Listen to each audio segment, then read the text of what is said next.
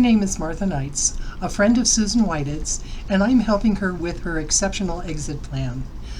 Today I'm reading from her journal, Friday, January 3rd, 2020. Today I was supposed to be a chemotherapy day. Instead, I'm kicking back at home so I do not die. I know I'm a lot dramatic, but Dr. Doom and Gloom has told me in no uncertain terms the hospital is my enemy. With my compromised immunity, any issue that could land me in the hospital could kill me. That is why I've been very vigilant treating the chest cold that has been plaguing me since November. If it turns into pneumonia, I could be a goner. Since December 11th, 2019, I have been sweating profusely. I've written that it could be the beginning of my end.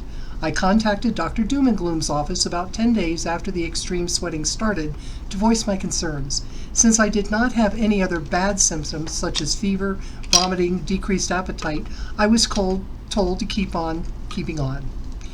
Yesterday morning I had my pre-chemotherapy appointment with Candace, the PA. I told her I was still a member of the extreme sweating team, but it was not every single day, simply most days, and of course not yesterday. I told Candace, the PA, my appetite had decreased, but I was still not having any fevers or vomiting. I mentioned offhand that I had some undigested tomatoes in my poop on Wednesday that had freaked me out because they looked like blood, and I knew blood in the stool was bad. I mentioned the color of the tomatoes stood out so well because my poop had been more clear liquid than poop looking for the past 2 days. Who knew clear liquid looking poop was an important observation? The nurses and doctors never ask me if my poop is clear, they only ask me if there's any blood. How am I supposed to know clear liquid looking poop is important? Candace, the PA, ordered a stool sample to be collected with my blood draw after our appointment. All was right with the world until 4:30 p.m. Candace, the PA, called me at home. Candace, the PA, does not call me at home. If there is an issue with my lab results, one of the office staff calls me to tell me take more magnesium or stay away from people or I need a blood transfusion. You know it's bad news when someone who can actually answer your medical questions completely calls you. Honestly, I feel fine, so I do not know how bad it could actually be. Candace, the PA, told me my stool tested positive for C. diff, Clostridium difficile.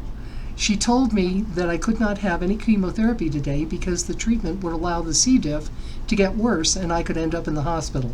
The hospital is my enemy, so I agreed. I should skip my chemotherapy today and start antibiotics instead. At least the antibiotics are oral and do not require me to go to the hospital. Today I'm kicking back, torn between two thoughts. On one side, I'm happy they caught the infection and it did not get bad enough to put me in the hospital at this point. I have had 2 chemotherapy treatments since the sweating manifested and did not end up in the hospital.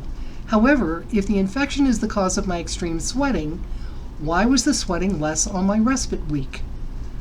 On the other side, this delay pushes my treatment schedule another week into June when my 7-year-old will be out of school and I want to run the streets with her.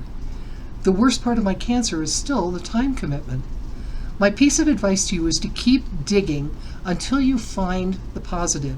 Yes, I think Dr. Doom and Gloom and Candace, the PA, are overreacting, but they do it because they care.